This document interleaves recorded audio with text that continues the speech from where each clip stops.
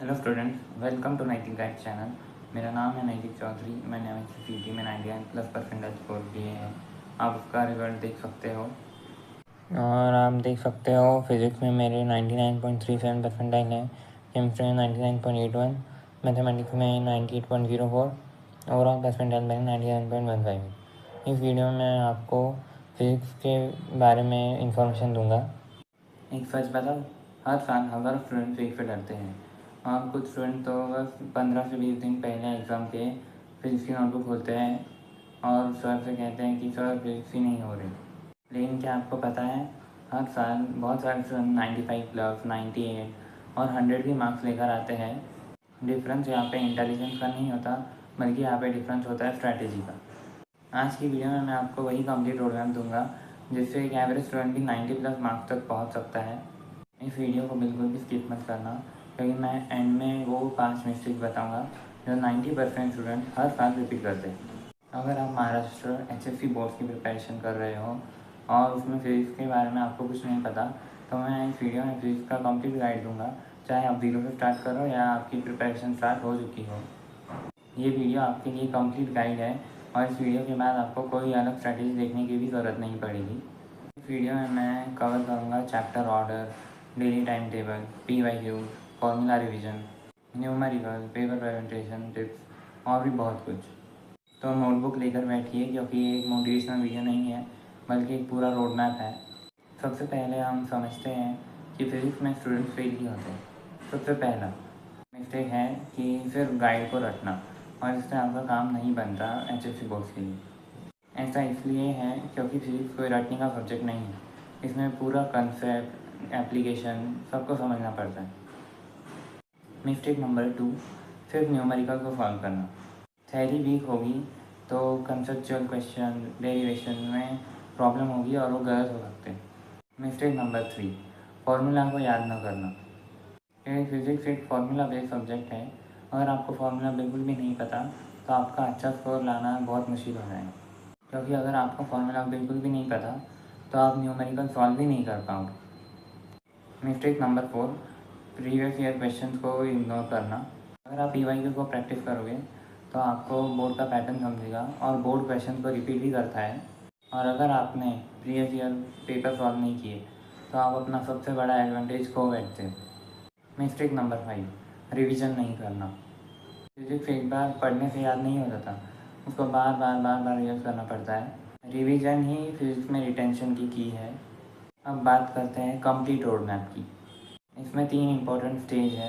सबसे पहला stage 1, concept building, और इसमें आप अपने आप को इतना स्ट्रॉन्ग कर लो कि आपको कोई इसमें बीट ही ना कर सके। और ये आप कैसे करोगे? सबसे पहले आप ये करो कि महाराष्ट्र स्टेट बोर्ड की फिजिक्स की बुक को पूरा अच्छे से पढ़ो, उसकी कंसेप्ट समझो, टीचर की क्लास या लेक्चर देखो, खुद नोट्स बनाओ, फॉर्मूला नोटबुक बनाओ और हर एक डेरिवेशन को एकदम अच्छे से पढ़ो और 2-3 बार लिख कर प्रैक्टिस करो। डेरिवेशन की डायग्राम को भी प्रैक्टिस कर लो अच्छे से, क्योंकि कभी कभार वो डायग्राम ही पूछ लेते हैं 2 से 3 मार्क्स के लिए, और डेरिवेशन में भी आपको निकालना इंपॉर्टेंट होता है ताकि अच्छे मार्क्स मिले डेरिवेशन में। बात करते हैं स्टेज 2 की। आप क्वेश्चन को कहीं से भी सॉल्व कर सकते हो। मैं लेकिन सजेस्ट करूँगा कि आप क्लास 12th की ही नोटबुक्स को रेफ़र करो और टेक्स्ट बुक में जो सारे एग्जांपल दिए हैं वो सॉल्व करो। इसमें सॉल्व एग्जांपल ज़रूर से प्रैक्टिस करना 1-2 बार, और ये मैंने खुद देखा है कि कई बार as it is solve example repeat हो जाते हैं 12th बोर्ड में। और जो चैप्टर के एंड में एक्सरसाइज दी होती है उससे भी पूरा सॉल्व करो, और अब यहाँ से PYQ उसको भी प्रैक्टिस करो। सैम्पल पेपर उठाओ अलग अलग जगह से और उन्हें सॉल्व करो। हर क्वेश्चन को सबसे पहले खुद से सॉल्व करो, चाहे वो न्यूमेरिकल हो या थ्योरी बेस्ड क्वेश्चन हो, और फिर ही आप वीडियो सोल्यूशन देखो उसका। अब आता है लास्ट स्टेज 3, जो कि है रिवीजन। हर संडे फॉर्मूला की रिवीजन करो, PYQ को फिर से एक बार देखो, डेफिनेशन को फिर से रिवाइज करो, इम्पोर्टेंट डायग्राम फिर से एक बार प्रैक्टिस करो बनाकर। आप ये रूटीन फॉलो करोगे पूरे साल तक तो आपको फिजिक्स बिल्कुल भी डिफ़िकल्ट नहीं लगेगा और वो बल्कि आपका फेवरेट सब्जेक्ट भी बन सकता है। डेली स्टडी प्लान कुछ ऐसा होगा कि अगर आप स्कूल जाते हो तो आप मॉर्निंग में 30 मिनट फॉर्मूला रिवीजन करो, और फिर स्कूल से घर आने के बाद 2 घंटा नया चैप्टर पढ़ो, और रात को सोने से पहले 1 घंटा फिजिक्स के न्यूमेरिकल सॉल्व करो। और फिर 15 मिनट आधे घंटे के लिए आप मिस्टेक नोटबुक बनाओ, जिसमें आप सारे मिस्टेक लिखो कि आपसे कौन सी चीज़ें मुश्किल जाती है या आपने क्या गलती करी है, उसको रिवाइज कर लो। और संडे को मॉक टेस्ट दो, रिवीजन भी करो। अगर आप कोचिंग में भी जाते हो तो फिर आप ट्राई करो कि 2.5 से 3 घंटे तब भी आप दिन में फिजिक्स को दो। और ये पढ़ते समय ये बात याद रखना कि quality matters more than quantity. और बस न्यूमेरिकल में सारे के सारे इजी क्वेश्चन ही नहीं सॉल्व करने हैं, मॉडरेट डिफ़िकल्ट सारे क्वेश्चन सॉल्व करो। अब मैं एग्ज़ाम के पहले के लास्ट 60 डेज का मास्टर प्लान बताता हूँ। लास्ट 60 डेज में नया एक्सपेरिमेंट मत करो, सिर्फ रिवीजन करो। और रिवीजन में टारगेट ये करो कि complete formula book, complete mistake notebook और पूरा इसका नोटबुक जो आपने कोचिंग में जाते हो तो बनाया और या फिर स्कूल जाते हो तो बनाया, उसको फिर से पूरा एक बार रिवाइज करो। और सारे PYQs को प्रैक्टिस करो फिर से। और सैम्पल पेपर अभी से स्टार्ट कर दो, अब आपके पास ज़्यादा समय नहीं बचा है। और हर वीक में 2 मॉक टेस्ट दो और उसके बाद आप पेपर का एनालिसिस करो।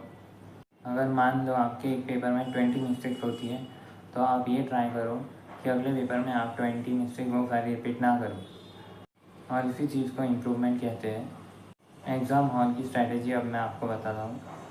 फिज़िक्स पेपर लिखने की स्ट्रैटेजी मार्क्स भी डिसाइड करती है। आपको पेपर में ये ध्यान रखना है कि आप कोई भी मिस्टेक रिपीट मत करो और ना कोई अलग मिस्टेक करो। क्वेश्चन पेपर में सबसे पहले क्वेश्चंस को अच्छे से पढ़ो ध्यान से। और आंसर शीट के पहले आपको 10-15 मिनट पहले क्वेश्चन पेपर मिल जाता है, तो आप उस समय को बिल्कुल ध्यान से यूज़ करो। और उसमें आप ये करो कि आप सारे क्वेश्चन को एक बार पढ़ लो। MCQ को बहुत ध्यान से पढ़ना, क्योंकि MCQ का जब तुम आंसर शीट में आंसर लिखोगे तो फिर आपको बस एक ही बार चांस मिलता है कि आप सही आंसर लिखो। कहीं और तुम वहाँ पे फिर से कट करके न्यू आंसर लिख के आओगे और जो भी सही भी होगा उसको मार्क्स नहीं देंगे, क्योंकि पेपर में यही मेंशन होता है। और जब तुम न्यूमेरिकल सॉल्व करोगे तो वहाँ पे अपना जो फार्मूला यूज़ किया है क्वेश्चन में वो भी साइड में लिख देना। और फिर जो वैल्यूज दी है क्वेश्चन में उन्हें सब्स्टिट्यूट करो, फिर कैलकुलेशन और फिर फाइनल आंसर लिखो। और फाइनल आंसर में जो भी यूनिट आता है उसे ध्यान से लिखना, क्योंकि अगर यूनिट नहीं लिखोगे तभी वो मार्क्स काट देते हैं। और नीचे आंसर लिख के आगे एक बॉक्स बना देना और उसमें फाइनल आंसर लिख देना। और डायग्राम को याद से पेंसिल से ही बनाना, हेडिंग को अंडरलाइन कर लेना। पेपर में ये भी ट्राई करो कि आप बहुत अच्छी हैंडराइटिंग में पेपर लिखो। ऐसा इसलिए क्योंकि एग्जामिनर के बाद बहुत ज़्यादा टाइम नहीं होता है एक आंसर शीट को चेक करने के लिए। तो फिर अगर आपने हैंडराइटिंग बहुत अच्छी लिखी होगी तो फिर वो जल्दी से मार्क्स देकर चला जाएगा। मैं आपके साथ शेयर करता हूँ फिजिक्स के 5 golden rule. Golden rule number 1, हर रोज़ फार्मूला की रिवीजन करो। इससे आपको ये फ़ायदा होगा कि आपको न्यूमेरिकल सॉल्व करते समय बिल्कुल भी दिक्कत नहीं आएगी और आपको तुरंत से फार्मूला याद आ जाएंगी। गोल्डन रूल नंबर 2, हर चैप्टर के PYQs को 2 से 3 बार सॉल्व करो, क्योंकि PYQs कई बार रिपीट भी हो जाते हैं और रिपीट ना भी हो एग्जैक्टली तभी बस वैल्यू चेंज हो सकती है। अगर आपने PYQs को 2 से 3 बार प्रैक्टिस कर लिया है तो फिर आपको न्यू क्वेश्चन भी ईजी लगेंगे। गोल्डन रूल नंबर 3, न्यूमेरिकल को खुद से सॉल्व करो। गोल्डन रूल नंबर 4, हर संडे को मॉक टेस्ट देना बिल्कुल ही मत भूलना। लास्ट गोल्डन रूल जो सबसे ज़्यादा इम्पोर्टेंट है, जो कि है कंसिस्टेंसी। पूरी प्रिपरेशन में ये याद रखो कि आप फिज़िक्स को हर रोज़ प्रैक्टिस करो, क्योंकि अगर आप फिज़िक्स को हर रोज़ 3 घंटे ही पढ़ोगे 5 से 6 महीने तक, तब भी आप एकदम अच्छे तरीके से पूरी प्रिपरेशन कंप्लीट हो जाएगी और आपका पोर्शन भी कंप्लीट हो जाएगा। अब मैं आपको एक रियल सिचुएशन बताता हूँ। 2 स्टूडेंट्स थे, वो दोनों एवरेज थे पढ़ाई में। पहला स्टूडेंट सिर्फ एग्ज़ाम के 20 दिन पहले पढ़ा, लेकिन हर रोज़ 12 घंटे। और दूसरा स्टूडेंट हर रोज़ 3 घंटे पढ़ा 5 से 6 महीने तक। एग्ज़ाम के दिन पहला स्टूडेंट एकदम पैनिक हो गया क्वेश्चन देखकर, दूसरा स्टूडेंट वही मुस्कुराया। ऐसा इसलिए हुआ क्योंकि उसने ये सारे क्वेश्चन पहले भी सॉल्व किए थे और कॉन्फिडेंस प्रिपरेशन से आता है, लक से नहीं। आज ही अपनी फार्मूला नोटबुक बनाओ, आज ही अपना टाइम टेबल लिखो, आज ही पढ़ना स्टार्ट कर दो पहला चैप्टर। परफेक्ट डे का वेट बिल्कुल भी मत करो, क्योंकि फ्यूचर का टॉपर वही बनता है जो आज एक्शन लेता है। हर साल कंपटीशन काफ़ी ज़्यादा बढ़ रहा है बोर्ड्स में, तो अगर आप नहीं पढ़ रहे हो तो फिर कोई दूसरा स्टूडेंट आपसे ज़्यादा मार्क्स लेकर आ जाएगा जो हर रोज़ पढ़ रहा है। अगर आप एसएससी फिज़िक्स में 90+ मार्क्स लाना चाहते हो तो इस वीडियो को शेयर कीजिए और इस कंप्लीट रोड मैप को फॉलो कीजिए। और आप सभी स्टूडेंट्स को मैं ये सजेस्ट करूँगा कि आप फिज़िक्स 1 और फिज़िक्स 2 दोनों एक साथ पढ़ना स्टार्ट कीजिए, और वो भी अभी से ही। आप सभी स्टूडेंट्स कमेंट्स में ये बताओ कि आपको अगला वीडियो किस टॉपिक पर चाहिए, और कोई भी डाउट्स हो कमेंट्स में पूछ लो। मैं ट्राई करूँगा कि मैं आप सभी के कमेंट्स का रिप्लाई दूँ। सभी स्टूडेंट्स ये भी बताओ कि अगला वीडियो किस टॉपिक पर चाहिए। अगर आपको ये वीडियो यूज़फुल लगी हो तो लाइक करो, अपने सारे फ्रेंड्स के साथ ये वीडियो शेयर करो, और चैनल पर न्यू हो तो चैनल को सब्सक्राइब भी कर देना। और मुझे यकीन है आप सभी पर कि आप बहुत अच्छा स्कोर लाओगे। आप सभी स्टूडेंट्स के लिए और एक इम्पोर्टेंट टिप, मेरे हिसाब से आप सभी स्टूडेंट्स की यूनिट टेस्ट कोचिंग की या फिर कॉलेज की ख़त्म हो चुकी होगी, तो आप ये ट्राई करो कि वहाँ तक का सिलेबस कम से कम आप कंप्लीट कर लो, और जब टर्मिनल एग्ज़ाम आएगी तब टर्मिनल एग्ज़ाम तक का सिलेबस कंप्लीट करो, और जो यूनिट टेस्ट का सिलेबस था वो भी रिवाइज करो, और रिवीजन को सबसे ज़्यादा इम्पोर्टेंस दो, वरना आपको चीज़ें याद नहीं आएंगी। और जब कॉलेज और कोचिंग में यूनिट टेस्ट 2 स्टार्ट होगी तब तक आप सारा रिवीजन कंप्लीट कर लो, और पोर्शन वहाँ तक का कंप्लीट कर लो जहाँ तक आपके कॉलेज और कोचिंग में हुआ है। अपने कॉलेज या कोचिंग के कोई भी टेस्ट को स्किप मत करना, सारे टेस्ट अच्छे से अटेम्प्ट करना, और जब आपके कॉलेज और कोचिंग में ये यूनिट टेस्ट सब हो जाए और प्रीलिम स्टार्ट हो जाए तो आप उन्हें भी अटेम्प्ट करना। अगर आपका पोर्शन कंप्लीट नहीं हुआ है तब भी आप उन्हें अटेम्प्ट ज़रूर से करना। आप सभी स्टूडेंट्स कमेंट में मुझे ये भी बता दो कि मैं वीडियो के एंड में मोस्ट रिपीटेड PYQs को डिस्प्ले करूँ या नहीं। अब मिलते हैं नेक्स्ट वीडियो में, तब तक के लिए happy learning and all the best.